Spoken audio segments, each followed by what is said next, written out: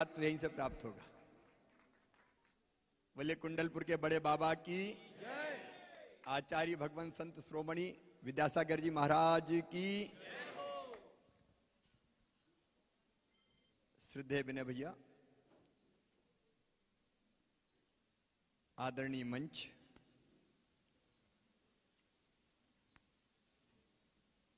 और इस तपोभूमि पर आप लोग बहुत सौभाग्यशाली हैं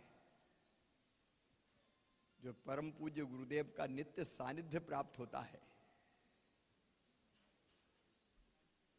आचार्य भगवान के चरणों में प्रणाम करते हुए मैं आप सबको भी प्रणाम करता हूं। आपके दर्शन करके हम लोग भी धन्य हो गए। आज शिक्षक दिवस है और आचार्य श्री से बड़े शिक्षक कौन हो सकते हैं? गुरु भी और शिक्षक भी।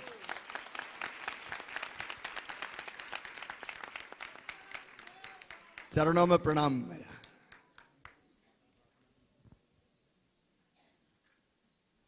गुरु ही तो शिक्षक होते हैं। गुरुर् ब्रह्मा गुरुर् विष्णु गुरुर्देवो महेश्वरा गुरुर् साक्षात परब्रह्मम तस्मै श्री गुरुवे नमः। और आप भी ब्रह्मचारिणी दीदी सब शिक्षा दे रही हैं और शिक्षा भी सार्थक दे रही हैं। शिक्षा केवल वो नहीं है कि रटा दिया, शिक्षा वास्तव में वो है जो मनुष्य को मनुष्य बना सके। शिक्षा के तीन उद्देश्य होते हैं। एक ज्ञान देना, दूसरा कौशल देना और तीसरा चरित्र का निर्माण करना, नागरिकता के संस्कार देना, अच्छा नागरिक बनाना। अब नई शिक्षा नीति में हम लोग भी ये प्रयास कर रहे हैं, लेकिन यहां क्या शिक्षा दी है दीदी आपने? अब मलमल वाला ढाका सुना था, लेकिन यहां तो बनारस की रेशम से लेके और कहां का कालीन मिर्जापुर के कालीन को मात कर दिया। और ये सब यहीं पे बने और सूती धागा से बने। सूती धागा रेशम को मात दे रहा है। ये सचमुच में कौशल का और गुरु का ही चमत्कार है। यहां दी जा रही शिक्षा परिपूर्ण शिक्षा है, क्योंकि यहां जो शिक्षा प्राप्त करके निकल रहे हैं वो केवल साक्षर नहीं है, वो केवल विषयों के ज्ञाता नहीं है। यहां से डॉक्टर्स निकले, सीए निकले, मुझे बताया 2 IAS अफसर निकले, जज भी कहीं अगल बगल में ही काम कर रहे हैं। यहां से निकल के गए और कटनी में जज है। तो ये शिक्षा निरर्थक नहीं है, ये सार्थक शिक्षा है। और शिक्षा देखो, शिक्षा प्राप्त करने के बाद अगर रोजगार के लिए दर ठोकर खाए तो वो शिक्षा काहे की? हमारे गांव में बचपन में भैया जी एक कहावत थी, कम पढ़ा हर से गया, ज्यादा पढ़ा घर से गया। कम पढ़ा हर से गया मतलब फिर वो खेती बाड़ी के मेहनत के काम के ही नहीं रहता वो, और ज्यादा पढ़ गया तो दिशाहीन हो जाता, तो वो फिर घर से ही गया। ये दिशाहीन शिक्षा के कारण होता है। लेकिन शिक्षा अगर कौशल दे दे, हाथों में कुशलता, तो व्यक्ति बेरोजगार रह ही नहीं सकता। और जीवन के 20-25 साल लगाने के बाद अगर वो कहे कि अब मैं क्या करूं, कहां जाऊं, कई बार विचित्र स्थितियां देखने में आती। क्या कर रहे हो? बीए कर रहा हूं। बीए करने के बाद क्या करोगे? एमए करूंगा। एमए करके क्या करोगे? लॉ करूंगा। लॉ करके क्या करोगे? पता नहीं।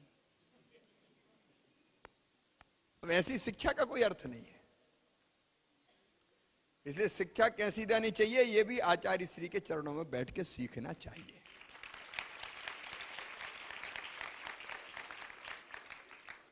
प्रधानमंत्री जी ने नई शिक्षा पद्धति लागू की है जिसमें कौशल देना। मध्य प्रदेश में भी हमने तय किया कि क्लास 6वीं कक्षा से ही व्यावसायिक शिक्षा विद्यालयों में दी जाएगी। और कैसे दी जाए वो ट्रेनिंग के लिए यहां भेज दूंगा मैं, कई लोगों को ट्रेनिंग दे देंगे ना आप, क्योंकि व्यवहारिक शिक्षा चाहिए और वो हमको शुरू करनी पड़ेगी, नहीं तो पढ़ा लिखा के जिंदगी बर्बाद करने का काम थोड़ी कर सकते हैं। और तीसरी बात है चरित्र की शिक्षा। चरित्रवान, ईमानदार, कर्मठ, परिश्रमी, केवल अपने लिए नहीं दूसरों के लिए भी सोचने वाला। अपने लिए जिए तो क्या जिए, जीता तो वो है जो औरों के लिए भी जीता है। जियो और जीने दो, वही जीवन है। नहीं तो पश्चिम में चलता कि बड़ी मछली छोटी मछली को खा जाएगी। सर्वाइवल ऑफ द फिटेस्ट, जो ताकतवर है बस उसी को जीने का अधिकार है। ये भारत ने नहीं कहा, ये हमारी संस्कृति ने नहीं कहा, ये हमारे ऋषियों ने, हमारे गुरुओं ने नहीं कहा, हमारे आचार्यों ने नहीं कहा। मैं तो आज नहीं 1000 साल पहले उद्घोष किया आया, अयम निजम पराबेत्ति गणना लघु चेत साम उदार चरिता नाम तू वसुदैव कुटुंबकम। अपने यहां तो बचपन से धर्म की जय हो, अधर्म का नाश हो, प्राणियों में सद्भावना हो, केवल इंसान में नहीं, प्राणियों में सद्भावना हो। गौ माता को रोटी खिलाओ, जीव के लिए भी निकाल गए, चिड़ियों को दाना जा, पीने का पानी लटकाओ। आज खत्म हो रही है परंपरा, लेकिन बरसों पहले अपन ने देखा है अपने घरों में, दाने डालो, पीने का पानी लटकाओ। प्राणियों में सद्भावना हो, उनका भी तो कोई हक है इस धरती पे। आदमी ने ऐसी दादागिरी की कि बस मेरे ये सब, और ऐसी परिस्थिति पैदा कर दी। बताओ, अब मध्य प्रदेश में पानी गिरा तो एक तरफ इतना गिरा, देश में भी कई जगह कि बाढ़ में बह गए, और इधर सूखे से परेशान है। ये जलवायु परिवर्तन के असर है। पेड़ काट डाले, वन्य प्राणी, बाकी प्राणियों का विनाश कर दिया। एक नहीं अनेकों, उसके विस्तार में मैं नहीं जा रहा, लेकिन ये अपनी संस्कृति और इसी की रक्षा और इसको आगे बढ़ाने का गुरुतर दायित्व आज जिन कंधों पर है वो है आचार्य भगवान।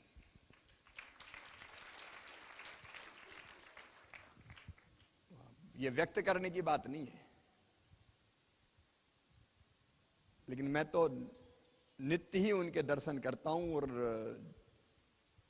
जब भी ध्यान में डूबता हूं मुझे लगता है वो मुझे देख रहे हैं, ताकि ठीक काम करता रहे, गड़बड़ करी तो समझ लेना। वो हमें दिशा दें, मार्गदर्शन कर ही रहे हैं। आज उन्होंने कहा एकता,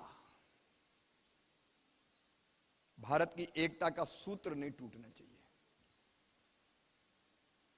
इसलिए मध्य प्रदेश में भी सबको न्याय, लेकिन सामाजिक समरसता के साथ, सबको साथ लेके, एकता खंडित नहीं होने देंगे, सबको साथ लेके चलेंगे। सार्थक शिक्षा, व्यावसायिक शिक्षा, चरित्र निर्माण की शिक्षा। अब देखो, ये दीदियों के प्रति मेरा मन आदर और श्रद्धा के भाव से भरा हुआ है, जिनने अपना संपूर्ण जीवन झोंक दिया दूसरों को शिक्षित करने के लिए। ये दुर्लभ सौभाग्य है, नहीं तो खाने पीने में ही उम्र गुजर जाती है, जीवन निरर्थक हो जाता है। ये सार्थक जीवन है। आप धन्य हैं, सौभाग्यशाली हैं। और धन्य क्यों ना हो आचार्य श्री के चरणों में बैठ के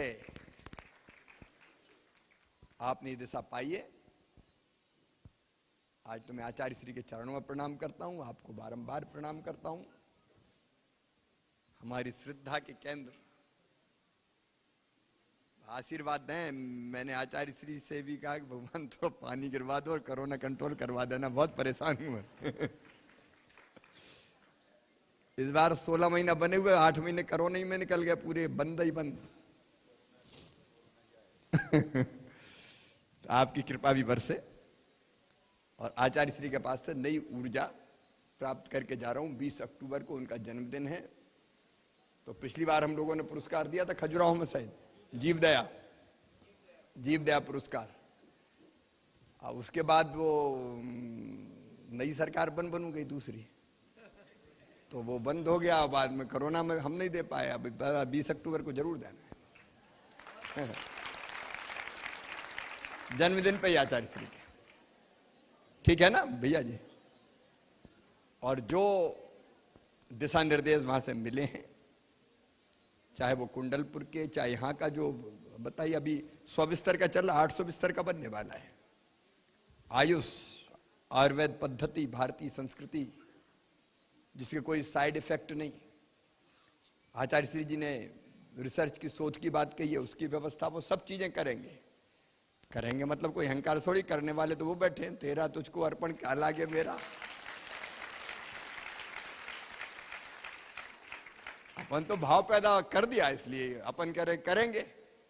आचार्य श्री आप करो, हमसे करवाओ। आपके चरणों में प्रणाम, एक बार फिर आशीर्वाद की कामना, और दीदियों के चरणों में भी बारंबार प्रणाम।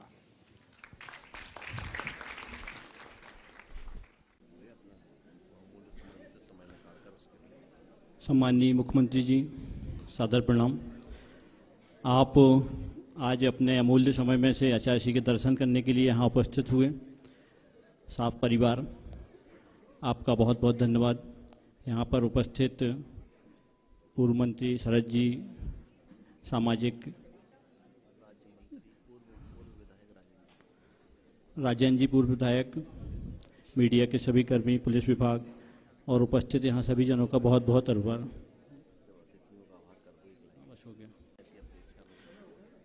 माननीय मुख्यमंत्री जी, आपने 20 अक्टूबर को जो जीवदया पुरस्कार के लिए घोषणा की है, दोबारा उसको प्रारंभ करने के लिए, इसके लिए आपका बहुत बहुत आभार। और उम्मीद करता हूँ 20 अक्टूबर को आप अपने हाथों से स्वयं यहाँ जबलपुर में जीवदया पुरस्कार वितरित करेंगे। बहुत बहुत धन्यवाद आपका।